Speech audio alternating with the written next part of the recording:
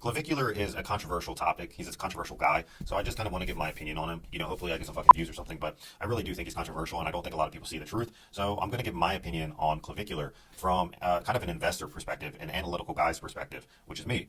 I think that Clavicular overall, he's a net positive for society. Yes, he did run over a weird guy that's a stalker in his Tesla truck. And yes, he does say shock factor bullshit like he does meth when he actually doesn't.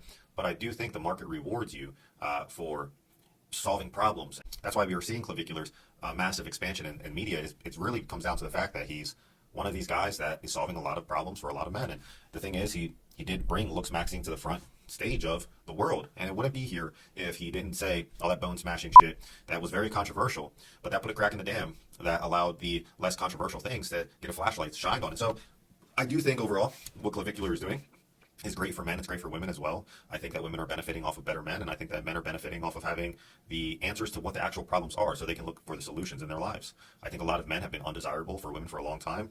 I never thought that a woman would differentiate a creep from an attractive person based on what they say. I always knew it was based on how they looked, and I don't think a lot of men actually thought that.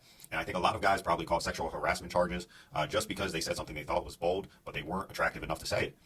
And I hope that, they can become attractive enough to say what the fuck's on their mind, and they can get laid and, save some time, save some energy, not be in the friend zone for 10 years. And I think that's ultimately what Clavicular is going to be rewarded for, is really just making men more desirable to women.